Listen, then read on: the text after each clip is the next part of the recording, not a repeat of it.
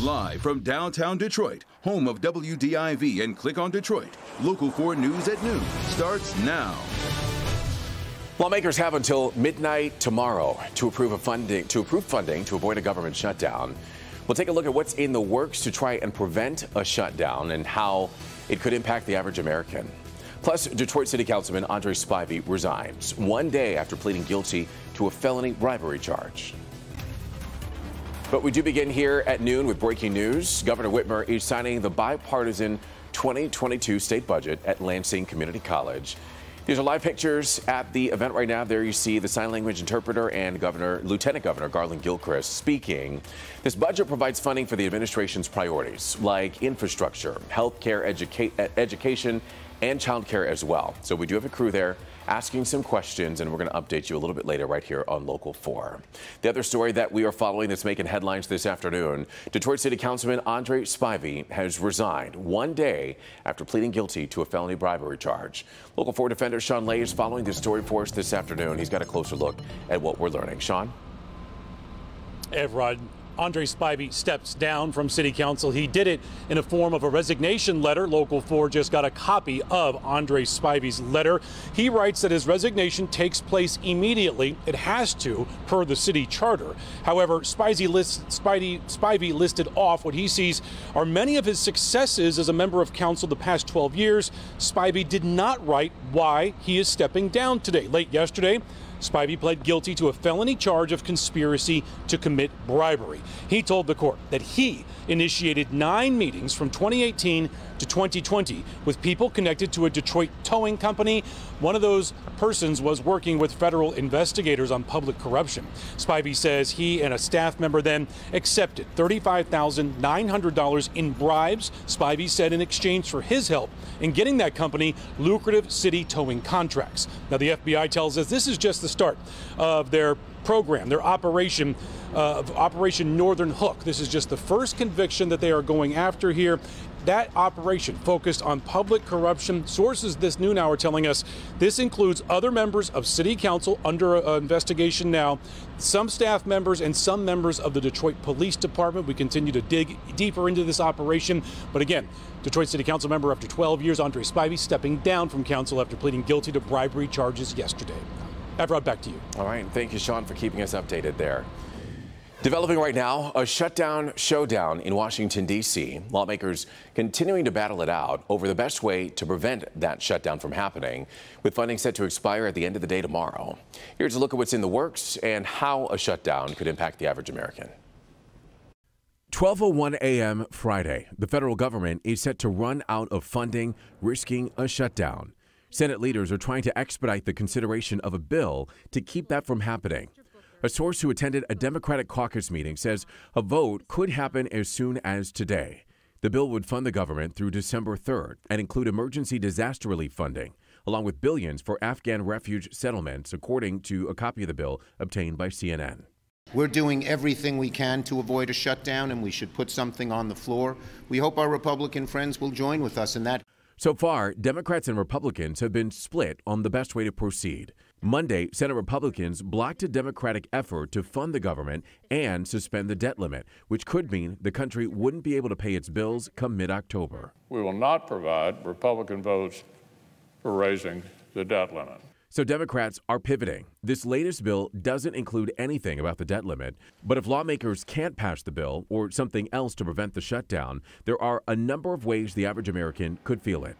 All federal agencies would be impacted. Federal business loan and home loan applications could be delayed. Soldiers and civilians who support defense work wouldn't get paid. Neither would more than 50,000 TSA workers. Visitor services at national parks would stop, and all Smithsonian museums would close. The countdown is on. And so we're going to be monitoring all of the developments for you from Capitol Hill. We're going to keep you posted as we get more information. So with its booster shot now being rolled out, Pfizer is submitting new data to the FDA from a key trial about its vaccine for kids. So the question is, how soon will children be able to get a vaccine? And across the country, battles over mask and vaccine mandates continue. Let's check in with Gabe Gutierrez. He has this report from New York.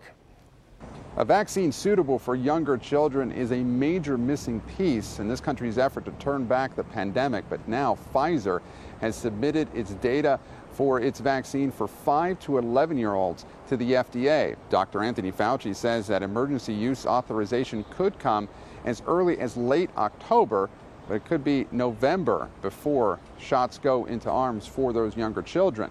Now, Pfizer's CEO says that results for even younger children than that, under 5, could come before the end of the year. This all comes as the battle over vaccine mandates intensifies across the country. Here in New York City, teachers and staff must show proof of vaccination before they show up to work next Monday. Also, a vaccine mandate for healthcare workers in New York State just went into effect. According to the governor, more than 90% of those employees at hospitals and nursing homes have been vaccinated, but that leaves thousands of others who have now lost their jobs. Gabe Gutierrez, NBC News, New York. All right, Gabe, thank you. In other news this afternoon, YouTube is cracking down on videos spreading misinformation about any approved vaccine, not only those aimed at preventing COVID-19. The company made the announcement in a blog post today. They're also removing the accounts of several prominent anti-vaccine influencers. The state of Michigan ranks 3rd in the nation among states when it comes to traces of lead in young children's blood. A new study published in JAMA Pediatrics this week showed about half of the children under the age of 6 here in the U.S. had detectable lead levels. But in Michigan, it was 78%. Only Nebraska at 83% and Missouri at 82% had higher percentages. The Flint water crisis, in which lead from pipes leached into the water supplies of many homes, has been a flashpoint of the lead debate for the past 5 years. All right, let's turn our attention now to the forecast on your Wednesday afternoon. This is a live look here through our sky cam in downtown Detroit. Meteorologist Brandon Roos standing by with a look at what we can expect right now. If you are getting lunch ready, consider, after our newscast, maybe taking it out to the patio. It is really, really nice. Winds are light. We've got metro zone temperatures that include 70 Taylor, 68 City Airport. It's 19 Celsius Windsor. We're also looking at south zone temperatures, west zone temperatures that are flirting with 70 degrees. You see 67 Carlton, Deerfield, 67 Monroe. We do have 70 in our west zone, which is Ypsilanti, and up north, middle 60s or 17 Celsius in Sarnia. On our way to a little above room temperature, 73 degrees, plenty of hump day sunshine and very light winds, but it is a wind out of the northeast, so we are getting a little bit of cloud cover, lake enhanced stuff. Not a big deal. We're in a nice stretch here. So it's Montana mornings, San Diego afternoons. For how long? We are looking at some wet weather this weekend, Evrod. I've got the latest coming up. All right, Brandon, thank you. Some major changes might be coming to the Detroit Grand Prix very soon. A new proposal could move the race back to the streets of downtown Detroit, where it was originally held back in 1982. Grand Prix Chairman Bud Denker laid out a plan before City Council, which includes a proposed rectangular course right around the RenCen. There are 260 businesses within 15-minute walk of where we are now at the RenCen. 260 businesses. We don't really touch them with the Grand Prix on Belle Isle. We touch some, but not to the benefit that we're going to see when we have it on the streets of Detroit. So many people have asked me, can you bring it next year? Can we see that benefit next year? We simply can't, because we're committed to Belle Isle for another year, and we also have some improvements to make, obviously, on these streets. Well, we will keep you updated on this. We're going to have more on the Grand Prix proposal a little bit later right here on Local 4. The city of Detroit marked Hump Day by adding more speed humps to crack down on speeding drivers. Another 350 of these speed humps were added to the city's program, and so far 4,500 speed humps have been installed on residential streets all across the city.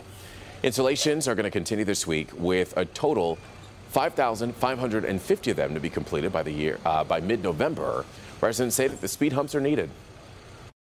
We've been asking for speed bumps with a B for decades, and you know, it was turned down from the city council, the danger. So when we got the notification that the city was doing speed humps with an H, I asked the residents to all email and let them know that we need it. Yeah, so the city of Detroit has received nearly 20,000 requests from those residents for these speed humps or speed bumps. Still to come here at noon, it is a big day for Britney Spears. We'll tell you why one attorney says that it's likely that the controversial conservatorship will be terminated.